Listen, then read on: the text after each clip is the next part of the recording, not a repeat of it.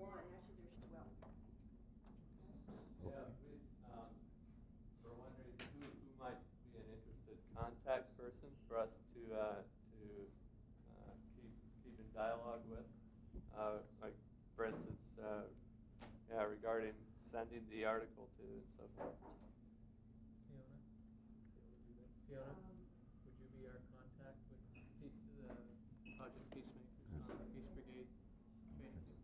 That's right. The next item on the agenda is the march tomorrow. It's starting half an hour late.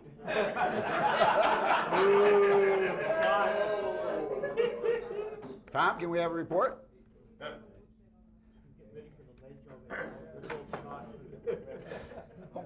It's once again an honor and a privilege for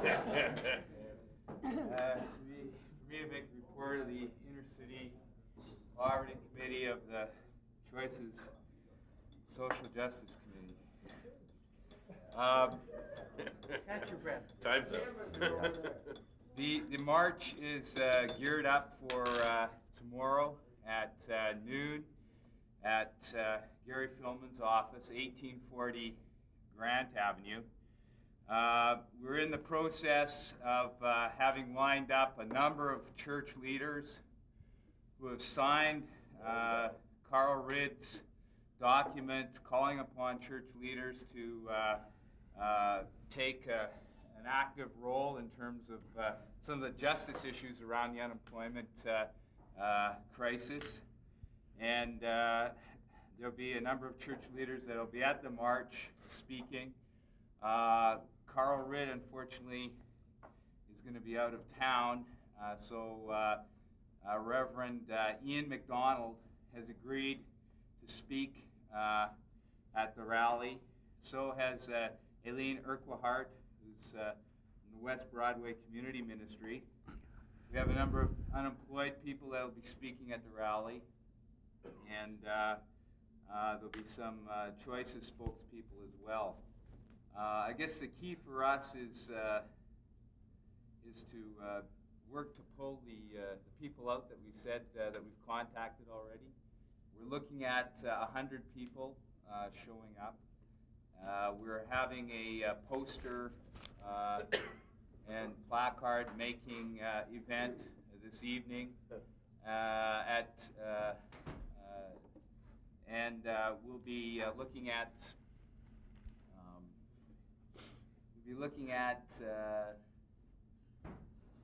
having buses available here at the Union Center at 11:15 and be moving down there at noon. I think we need to talk a bit about some of the strategy in terms of what we're going to do when we're there beside the speeches, where there will be a symbolic type of a march and how long we want that to go and things like that. So I think those are some of the things we need to look at. I need to get out of here at 8:30. CBC Radio is looking at doing a live interview about the march as well. So I think that it struck an important chord. I think the other message that we need to get out too is that the government's budget is going to be coming out on Wednesday, I believe, And I think we need to be able to send a message to the government that there needs to be strong job creation measures in that budget, that it's morally unacceptable that the levels of unemployment that we're currently experiencing in our community. So that's where things are at. What time is it supposed to start? It's going to be 7:30 at the Union Center here. Any idea of where? I think our plan is to have everything lined up in the Labor Council boardroom. But if this area is free, we may use this meeting. Not joining us for the trek. Okay. I would just like to say that you should make a point of coming down here around 7 o'clock and capturing some of the crowd that you will have here to help you with your postering. There'll be a lot of people here. Some people you can probably pick up from here. Okay, anything further? Sure. Good. Yeah, I think the key that what we were saying is one of the core group is this group around the table. We're going to have to pull our networks within choices. You know, these are the key activists around the table. We're really going to have to roll up our sleeves to ensure that we can pull the interest that's already been expressed about this. We can each bring 5 people, or 10. We've got our 100 base, and then from what the churches and the unions bring as well. Could be a good crowd. John? Tom, did we get the press release out? Victor? It's going out at 9 o'clock this morning. I was wondering why we didn't get the front page of the Sun. Did we not ask for that? Are you sending Ask for it. Are you sending part of Carl Ridd's? We're sending his entire speech, and then a list of the ministers who have endorsed so far, adding that there's more endorsing every moment. How many have we got up to this point? Tom gave me 12 up to 3:30 yesterday. Yeah, part of the problem is that we've tried to, you know, stage this before the budget that's coming out. I think there's a large sector of church leaders in the community that are highly supportive of this. It's just we're running out of time in terms of getting the signatures back. Did you get that back with Karen Vine? Did you ever get her? I was talking to Did she say? Okay. Anything? There are more phone lists if anybody wants them, because we should do a real blitz this evening.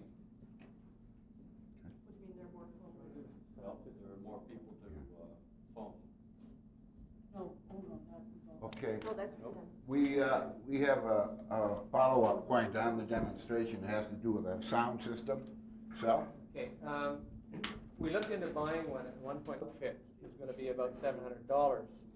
But the cigarette lighter or the battery.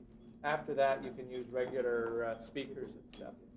So I've already arranged to rent a sound system that works off, that we can put in the back of my truck. It costs $70 a rental. However, we can buy one, just the amp, some cables, and a mic for $375. And then if anybody's got a spare pair of speakers in their rec room or something like that, we could use that. Or go to a pawn shop for $50. So for around $400, $425, we could have our own permanent mobile sound system. And maybe every time a union or anybody uses it, they might chip in a few bucks towards it. So I think it'd be a worthwhile investment. is there discussion? We have the money. We have the money. Is there agreement that we go ahead and buy this? If we bought it, we'd never have gotten over the ledge last January. That's true. Last March.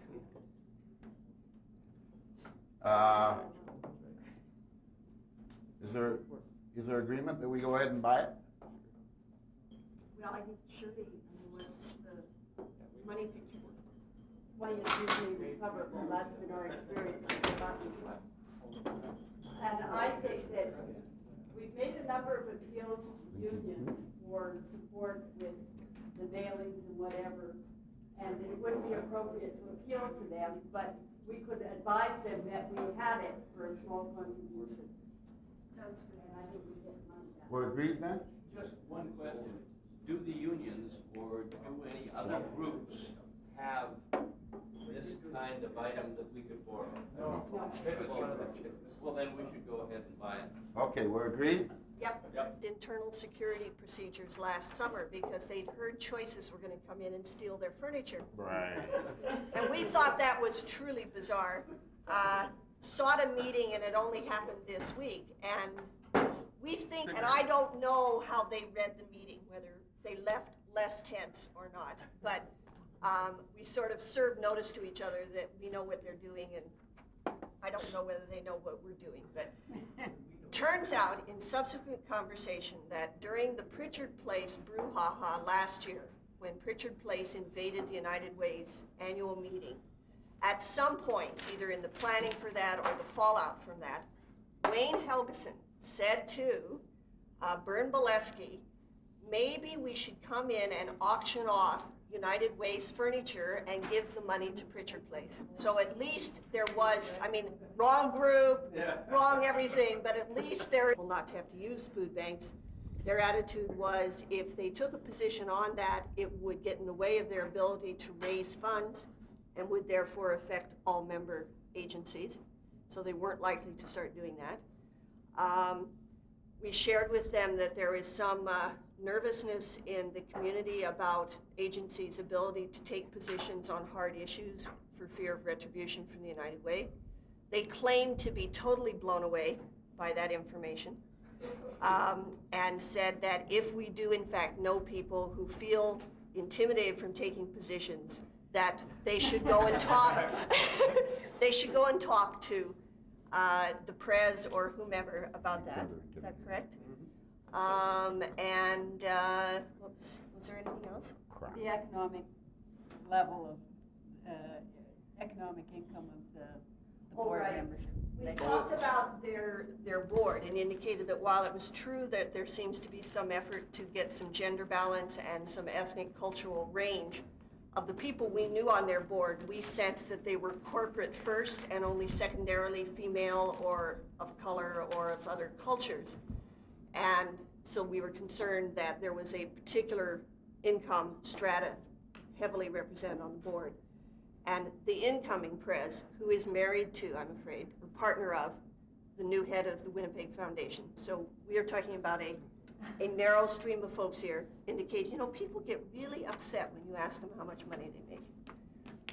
As a way of saying, we can't possibly ask people if they're poor before they can, I'm serious, right, okay. And they are continuing to discuss the issue of United Way funding of Child and Family Service Agency volunteer coordinators. They claim to be also concerned about this, and they have a committee meeting with the Committee of Government, and they're trying to work this out. I think that's it. Further? Questions? Did they ask anything about choices? Was there any, We gave them a show. yeah, but it was all one way, sort of like we pushed them, they didn't have an agenda, but. They didn't feel the need to. No. They didn't introduce any issues? Did anybody mention how the resigning of the President in the United States would have any ramifications in Winnipeg? No, I missed that one. I forgot that piece. This is the resigning of the United Way Prez in the U.S. because of, He's making $400,000 a year. Nepotism. and all of his family. Okay, well, congratulations. We invited them to come to FMG, but they seemed to think that wasn't likely. Okay, next. Any furniture with them on the way over. No, we checked. Next is Shirley on the city budget. Well, we've been credited with a lot of things, but Dave Brown is crediting us with organizing the tax revolt. Right on. I don't know whether he thinks we're part of his election campaign strategy or whatever. There's no question that when the original documents came out, they came out with a direction from council to look at a budget of 5.75, or what a further 1% cut would be. The heat is really on the councillors to come in at 0 or just above at 1 or 2. That's going to have significant implications in the service delivery and choices. The number of groups made presentation anticipating a proposed cut in the libraries last Thursday, or Friday, after the meeting here.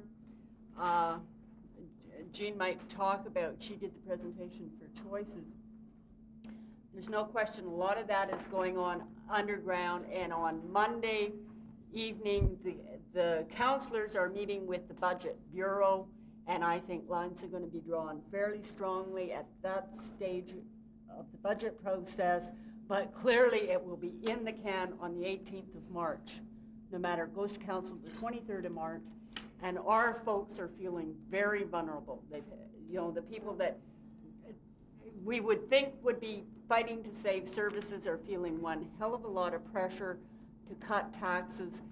The introduction of that salary and their pension was really a bad timing on that issue, because people have been able to focus on that as somehow responsible for this increase. And when you look at the city budget, the real increases are still servicing capital debt and increased welfare costs. The city pays more than the province, so they have to pick up the difference. Russ Simmons from the city of Winnipeg says he has 800 people he could put to work tomorrow if there were jobs. Never, without any sort of support systems in place or education. And they are, the city's really feeling the pinch on that.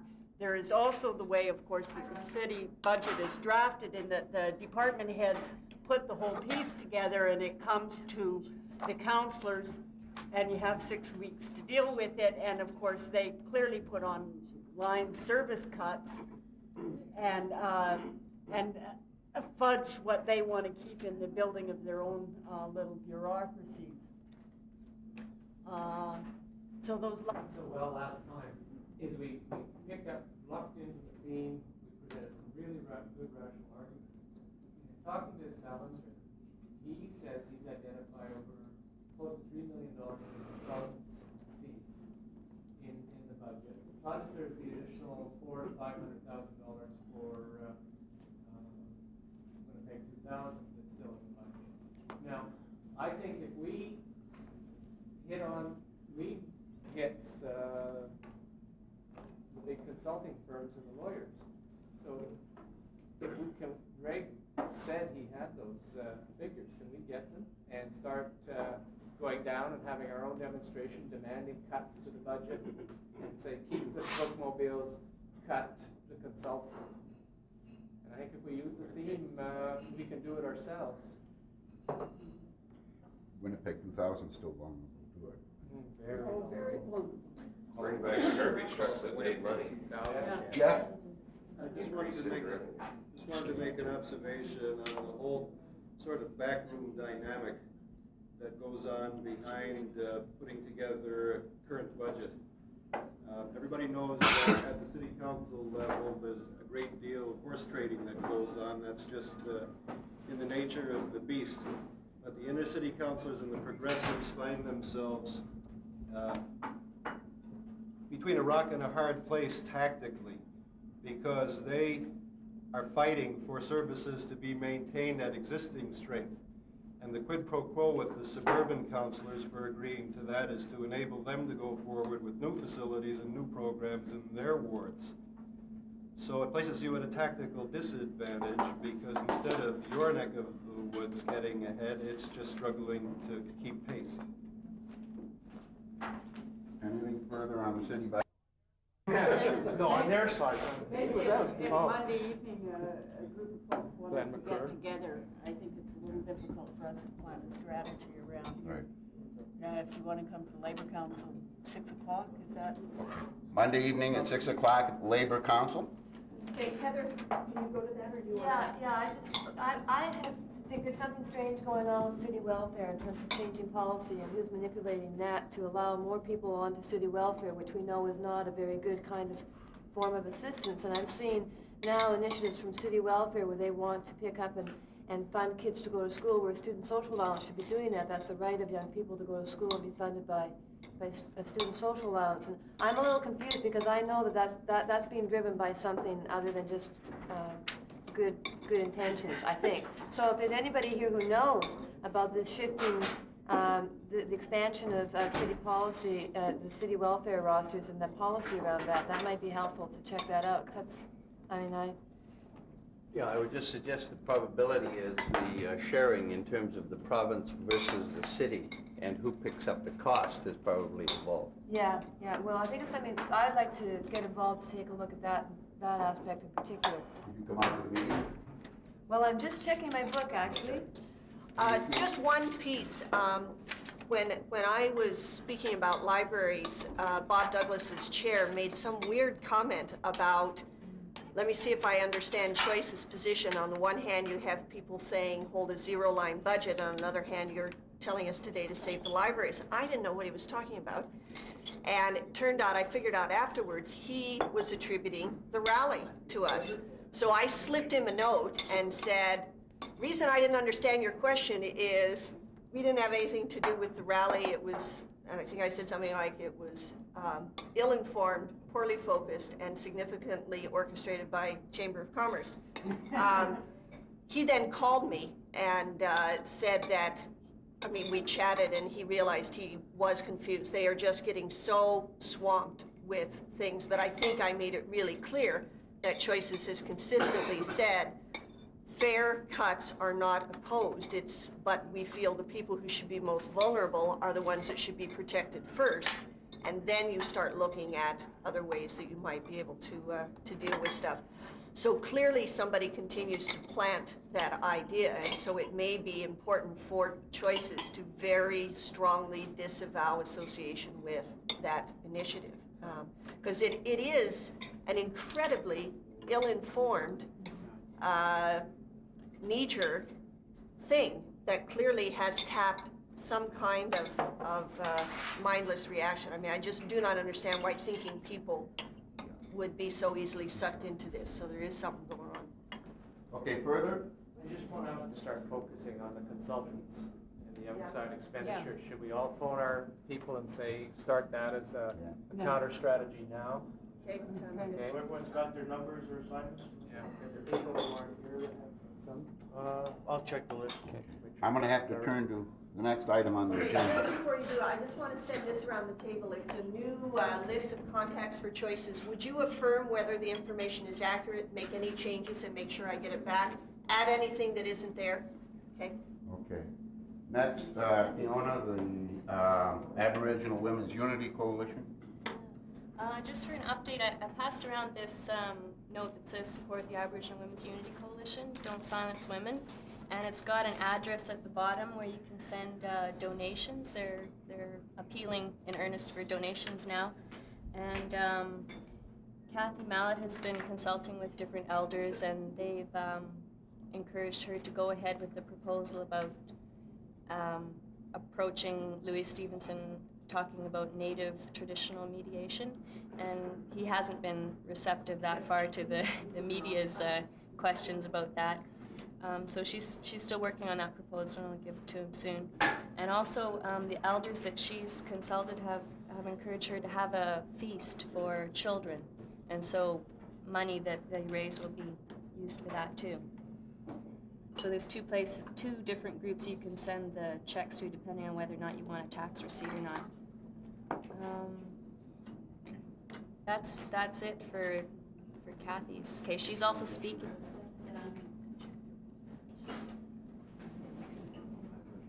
We're asking people to write letters to both organizations, especially the National Office of Eaton's, because they made the decision about